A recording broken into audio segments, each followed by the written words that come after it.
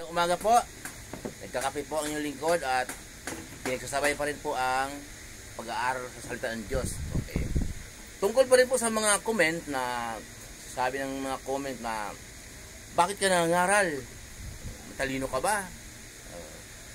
Mataas ba ang pinag-aralan mo?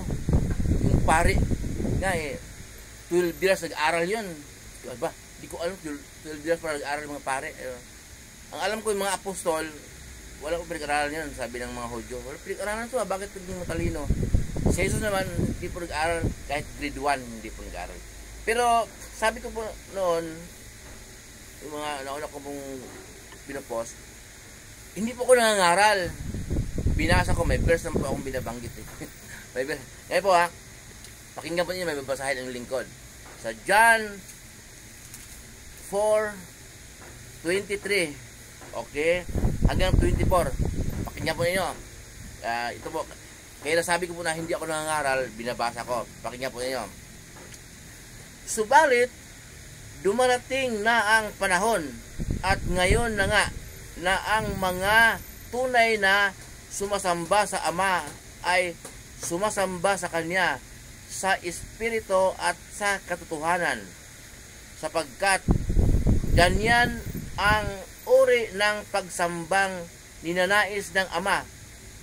Ang Diyos ay Espiritu at ang mga sumasamba sa Kanya ay dapat siyang sambahin sa Espiritu at sa katotohanan. Ayan po, binasa niyo yung lingkod ha. So, ang binasa niyo yung lingkod, ang Diyos ay Espiritu. Sabi ni Jesus ito, darating din ng araw na ngayon na nga. Ngayon na nga, kasama po ngayon.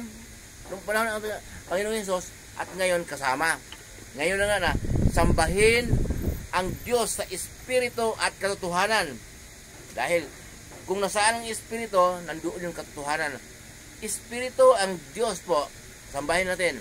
Okay. Kaya, nagpupos po ako ng salita ng Diyos. Yun po yung uri ng pagsamba. Uri ng pagsamba, sabi nga ni Pablo, sa sulat niya, sa Roma na pinamanhi ko sa inyo mga minamahal kapatid na ialay ang inyong buhay bilang buhay na handog sa Diyos. Dan ito ang karapat-dapat na pagsamba. Okay? Kaya kahit may bumabatikos man, ito salita ng Diyos, pinupost ko. Bakit ko pinupost? Kasi nga nasa work po ako isa-isahin ko sila, nagalit sa akin. Maraming ayaw sa salita ng Diyos nakatalikod ako, may tuyo yan kasiraan ng ulo yan. Kaya pinupost ko po. Pero nasa inyo na yun ha, kung hindi kayo maniniwala, di-scroll nyo.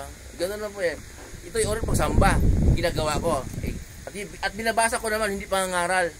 Sabi nga ni Jesus, subalit dumarating ang panahon at ngayon na nga, nasambahin ang Diyos Ama sa Espiritu at katotohanan.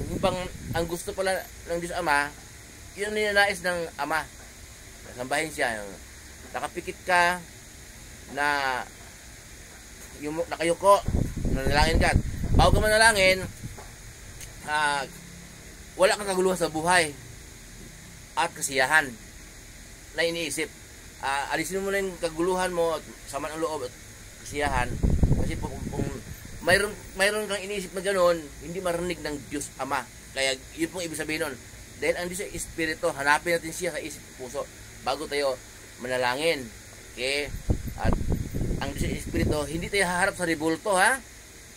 Kasi ang Diyos ay Espiritu. Ganyan tunay pagsamba. Kung nasaan ang Espiritu, nandoon ang katotohanan. At pinupost ko talaga po dahil biblical din po yun na walang lumalago sa pananampalataya kung ikaw ay nag-iisa. Kailangan mayroon kang inaaniban na iglesia. May namumuno dyan, pastor. Dahil pinupost ko po ang pananampalataya ko, hindi ako nag-iisa kasi nga yung gustong makinig sa Diyos yon. Kasi salita ang Diyos ang pinupost ko, may verse na ako binabanggit Hindi ko gawa yun. Hindi ko gawa Kaya yung mga manonood at makinig sa Diyos. So may nagko-comment. At yung nagko-comment naman na kumukontra, pinapaliwanagan ko at nag-approve siya, ganun ba? So, hindi ako nag-iisa sa pananampalataya ko. Ganun pala. Yun po kaya ako nagpo-post. Kaya, yun po ang yung lingkod. si Sipro, nagpapaliwanag po ako.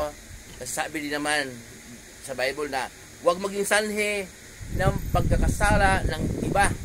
Okay, kung anong duda niyo sa akin, pinapaliwanag ko, problema na niyo kung ayaw niyo maniwala. Basta sinasabi ko po ang totoo. Yan. Muli po yung lingkod, si Siproy. Pagkapalain po tayo ng Diyos, kahit saan po tayo pupunta. Manalangin po bago umalis.